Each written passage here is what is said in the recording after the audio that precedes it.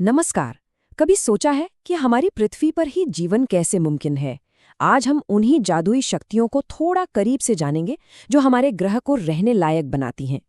दरअसल ये चार बड़े हिस्से हैं जो एक दूसरे के साथ मिलकर काम करते हैं और हमारी धरती को एक अनोखा घर बनाते हैं। तो चलिए इसी सवाल से शुरू करते हैं।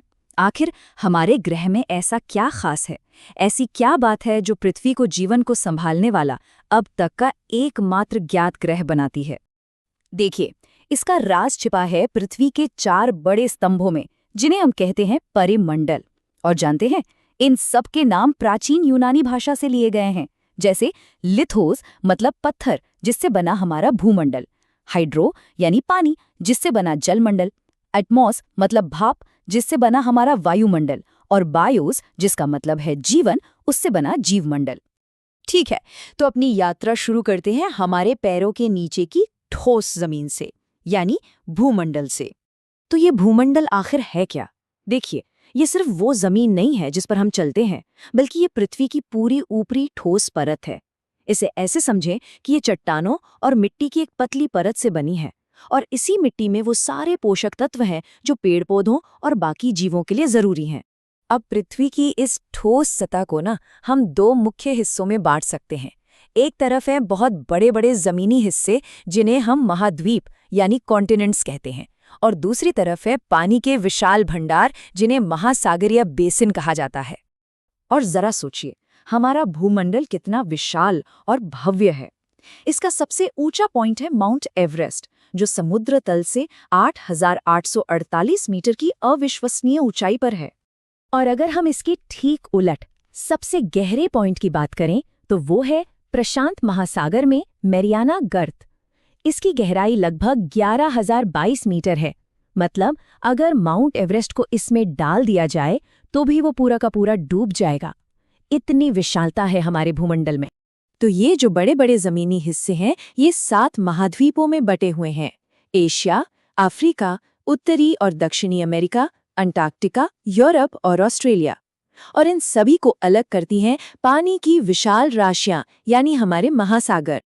चलिए अब जमीन से आगे बढ़कर अगले परिमंडल की ओर चलते हैं और देखते हैं कि पानी हमारी दुनिया को कैसे बनाता है।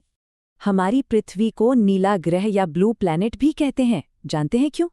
वजह बहुत सीधी लेकिन गहरी है। हमारी धरती का 71% से ज्यादा हिस्सा पानी से ढका हुआ है, और यही पानी अंतरिक्ष से देखने पर इसे एक खूबसूरत नीले गोले जैसा दिखाता है। इस चार्ट से साफ पता चलता है कि हमारे ग्रह पर पानी का ही राज है।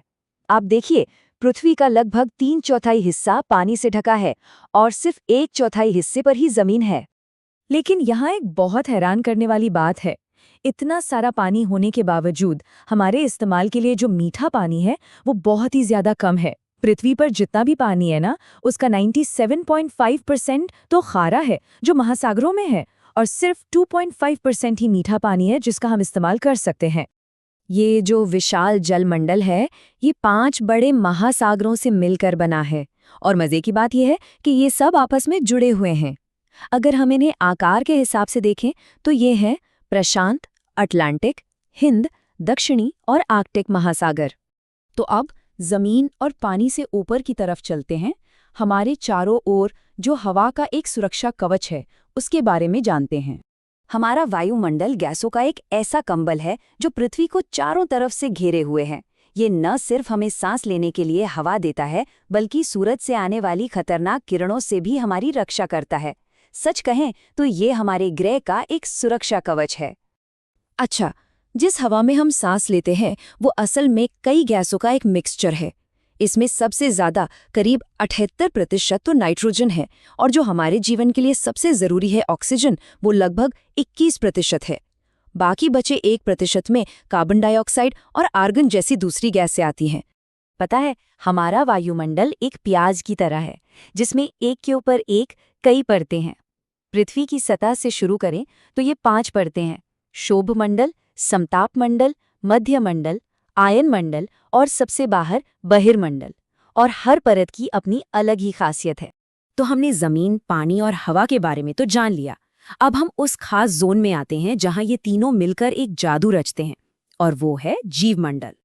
जीवमंडल कोई अलग से हिस्सा नहीं है, बल्कि ये जमीन, पानी और हवा के बीच का एक छोटा सा संपर्क क्षेत्र है, जहां पर जीवन के सभी रूप मौजूद हैं। यही वो चमत्कारी संगम है जहां जिंदगी पनपती है। ये बात एकदम सच है कि कोई भी जीव अकेला नहीं रह सकता। चाहे हम इंसान हों या कोई और प्राणी, हम सब जिंदा रहने के लिए एक दूसरे पर और इस पूरे जीव मंडल पर निर्भर हैं। हम सब एक ही धागे से जुड़े हुए हैं। इन सभी परिमंडलों के बीच जो ये लेनदेन है, ये एक बहुत ही नाजुक संतुलन बनाता है जो जीवन के लिए बेहद जरूरी है। और इसी संतुलन की वजह से हमारा ग्रह रहने लायक बना हुआ है। लेकिन अब एक चिंता की बात सामने आती है। हमारी गतिविधियां, जैसे कि फैक्ट्रियों और गाड़ियों से निकलने वाला धुआं, वायुमंडल में कार्बन डाइऑक्साइड की मात्रा को तेजी से बढ़ा रही हैं। ये अतिरिक्त CO2 एक मोटे कंबल जैसा काम करती है जो पृथ्वी की गर्मी को बाहर नहीं जाने देती। और नतीजा, हमारा ग्रह धीरे धीरे गर्म हो रहा है और ये नाजुक संतुलन बिगड़ रहा है। तो आज का ये सफ़र हम यहीं एक बहुत बड़े सवाल के साथ ख़त्म करते हैं। सवाल ये है कि हम सब मिलकर पृथ्वी के इस बेहद नाजुक संतुलन को आने वाली पीढ़ियों के लिए कैसे बचा सकते हैं। ये सिर्फ एक सवाल नहीं है, ये हम सब की एक साझी जिम्मेदारी भी है।